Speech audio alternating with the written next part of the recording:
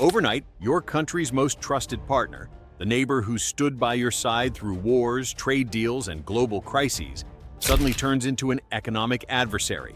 Headlines scream of soaring car prices, beer costs jump, factories warn of mass layoffs, and billion-dollar projects freeze under the weight of uncertainty. This isn't some far-flung scenario. It's the real fallout from Trump's steel tariffs on Canada, a move that didn't just strain wallets, it shook the of an alliance built over a century. Now Canada plots an unprecedented 50% counter-tariff, threatening to plunge both economies into a spiral that could empower rivals like China and redraw global influence. As a political expert watching these moves unfold, I see more than a trade dispute. I see a dangerous game of that could fracture the unity when it needs it most. So stay with me. Let's break down exactly how these shocking events unfolded, why they matter, and what explosive turns might come next. The origins of Trump's steel tariffs. As a political strategist, I see Trump's steel tariffs not merely as economic maneuvering, but as a calculated move to reshape his electoral map. By imposing sweeping tariffs on imported steel under the guise of national security, Trump tapped into the economic anxieties of blue-collar voters in Rust Belt states like Pennsylvania and Ohio. The irony? Much of this so-called foreign steel threat was actually tied to Canada, America's closest ally, not China. Yet for Trump, the optics mattered more than the underlying facts. This protectionist stance allowed him to present himself as a defender of American jobs, even if the policy risked damaging core alliances and disrupting critical supply chains. Trump's decision marked the most aggressive trade measure since the advent of NAFTA. Internal White House memos later revealed that the true intent was to block Chinese steel rerouted through Canada, a dubious concern given Canada's rigorous customs documentation. The move exposed a deeper truth. Trump was willing to gamble long-term economic and geopolitical stability for short-term political gains. Ottawa's 50% tariff plan revealed. On the other side of the border, Canada's reaction was initially measured. Prime Minister Mark Carney and his cabinet announced a CAD $3.5 billion industry transition fund to cushion domestic producers. But behind the diplomatic statements, Ottawa was preparing for a showdown. Confidential documents later surfaced showing Canada planned to impose up to 50% tariffs on $22 billion worth of U.S. semi-finished metal imports. This was more than economic retaliation. It was a strategic effort to apply political pressure directly to Trump's voter base. Ottawa's internal simulations suggested that these tariffs would drive up costs on American-made trucks and SUVs by over CAD $850, largely hitting U.S. consumers and automakers. Carney's team even delved into forensic-level details, examining steel casting origins and carbon isotope data to dismantle Washington's national security narrative. By proving Canadian steel was cleaner and strategically integral, Canada aimed to flip the argument and show the U.S. as the real environmental laggard. Economic fallout for U.S. and Canada. The immediate consequence was economic pain on both sides. American manufacturers saw steel prices soar, squeezing margins for automakers, construction firms, and appliance makers. In Canada, while domestic mills briefly benefited, the broader economy suffered. Projects stalled, financing tightened, and manufacturers scrambled to manage unpredictable input costs. Strategically, Canada's energy exports and weaker currency provided some buffer, but the long-term risks were clear.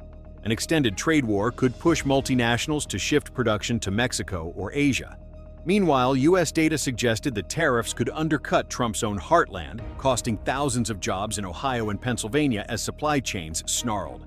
The consumer impact and auto price hike. Consumers ultimately bore the brunt.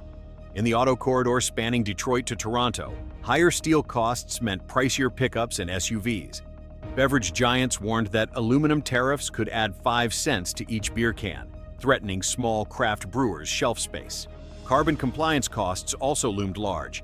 Disrupting Canada's low-carbon aluminum could force U.S. firms to source dirtier inputs, jeopardizing eligibility for green tax credits.